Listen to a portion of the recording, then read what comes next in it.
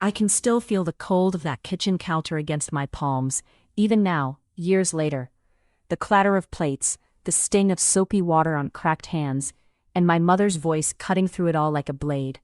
"You're here to wash dishes, that's what you're good for. Now don't embarrass me in front of your grandfather." I was 22. I had a degree in my closet, a small savings account I'd built dime by dime, and a heart so desperate for her approval, I would have scrubbed every dish in the world just to hear her say well done, even once. But that day, she didn't. She never did. Let me back up because I want you to understand who I was, and who my mother thought I was. Her name is Margaret, and to most people, she's the kind of woman everyone admires, sharp, put together, the life of every gathering. In our family, her word was law. She decided what was right, what was wrong, and what we were worth. And for as long as I could remember, her verdict on me was the same. Not enough, not pretty enough, not smart enough, not successful enough. I was the daughter who had failed to meet a standard I was never even told. I grew up on her little corrections, the way she'd sigh at my choices, the way she'd gently fix my plans until they looked nothing like my own. I learned to smile and nod and quietly make myself smaller, hoping that one day I'd finally be the daughter she was proud of.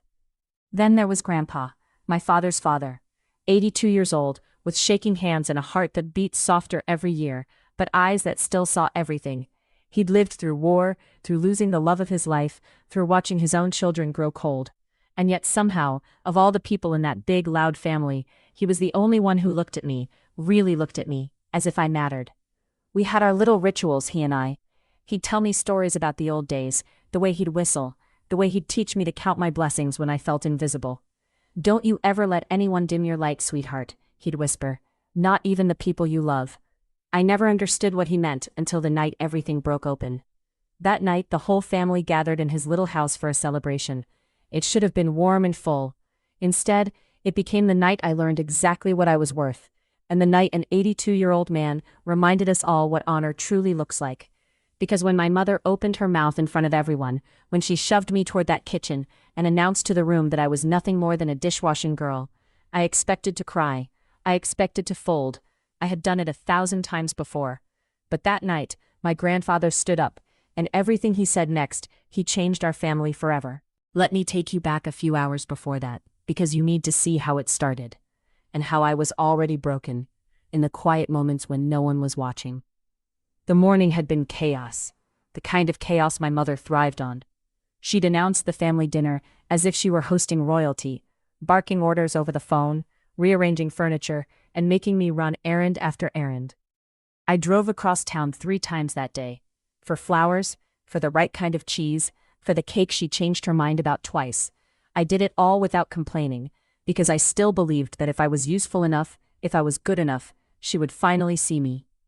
And the whole time, Grandpa watched. He sat in his worn chair by the window, his hands folded on his cane, and he watched me with those tired, knowing eyes. When I passed him with an armful of grocery bags, he reached out and gently touched my wrist. "You're doing too much for her," he said, quiet, so no one else could hear. I forced a smile.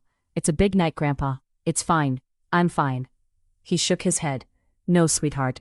You've been running for years, and no one's ever said thank you. I'm going to tell you something one day, the thing I should have told you years ago. Just wait. When I do, you listen." I didn't think much of it then. I brushed it aside, the way I'd brushed aside 100 of his gentle warnings. I went back to my chores. Because I didn't know yet that the biggest betrayal wasn't coming from a stranger. It was coming from my own mother, and it was coming for me, right in front of the people I loved most. The dinner arrived, the house filled with uncles, aunts, cousins, all the noise and laughter that made me feel even smaller. My mother moved through the room like a queen, accepting compliments, glowing under the attention. And I was in the kitchen, alone, my hands in the soapy water, my shoulders tight. I kept telling myself the same lie I'd told my whole life. Just be helpful, just stay quiet, it'll be over soon. But it wasn't over, because my mother called me out of the kitchen, and when she did, she didn't call me her daughter. She called my name in that sharp, public way, the voice she used when she wanted everyone to know exactly where I stood in her mind. "Come here, you," she said, loud enough for the whole room. "Don't just stand there like you're doing something. You're not a guest, you're family. That means you work." The room went quiet. I felt all the eyes on me. Actually, I said, my voice small. I can help with, help? She laughed, and it was a cruel sound, cold. What could you possibly help with? Look at you. You can't hold a conversation. You can't hold a job you're proud of. You can't even pick your own life. But the one thing you can do, the only thing you've ever been good at, is washing dishes. My heart cracked.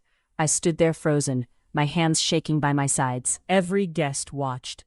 My mother smiled, satisfied, and then she shoved me, not hard, but enough to make the point. You're here to wash dishes. That's it. Now go. I turned. My eyes filled and I walked toward the kitchen, feeling the weight of a lifetime of not enough, pressing down on me. And then I heard the scrape of a chair. Stop, said a voice. Old, shaking, but sharp as a rock. Sit down, sweetheart. You're not washing anything. I turned, and the whole room turned with me. It was Grandpa. The 82-year-old man I'd always loved, the one who'd been quiet all night, the one everyone had almost forgotten. He was standing now, slowly, his knees shaking, his hand holding the table's edge for balance. His eyes were the hardest I'd ever seen them. My daughter-in-law, he said, his voice cutting through the silence. I'm going to tell you something, and I'm going to say it only once. My mother's smile faded, slowly like a candle going out. Dad, sit down, you'll hurt yourself. This is nothing. This is everything, he said. And his voice shook with the power of years and years. He looked at me, and his eyes softened. This girl, he said to the room, has been carrying this family since she was a child. While the rest of you took and took and took, she gave. You think she can't hold a conversation? She held this family together when no one else could. He turned to my mother. You think she can't hold a life? She has been building one for herself, quietly, patiently, honestly. And you, his voice cracked, you told her she was nothing. Mama's face was the color of ash. That's enough, you don't know. I've known her longer than you've loved her, Grandpa said. And I've kept a secret from you for years because I wanted to see if you'd ever change. You didn't, so now you'll hear the truth. He reached into his worn leather wallet and pulled out a photograph, old, faded. He held it up. This is your husband's mother, my brother's widow. She had a trust. When she died, she asked me to guard it, and to give it to the grandchild who she knew would carry on her kindness. Not the loudest, not the richest, the one who was strong and humble and full of love. He held the photo toward me. That grandchild was you. You were never worthless, sweetheart. I've been watching you become her for years, and I'd hoped you never had to know how little everyone else was giving you. Mama stood, shaking. No, that can't. It's all yours, Grandpa said. You don't owe her a single dish. The room erupted. Gasps, whispers, my mother's fury. But I barely heard it. I walked to Grandpa, and I took his hand, and I kissed his cheek, and I said, I love you, Grandpa. You always, he said, was the strong one. I never went back to that kitchen, not as their dishwasher. I took what Grandpa gave me, not the money, but the truth. And I built my own life on it. My mother spent years trying to win me back. But some bonds break under too much weight, and that one broke. I forgave her, for my own peace, but I no longer let her define me. And every time I feel small, I remember an 82-year-old man, standing on shaking knees, holding up the truth that I had always been worth.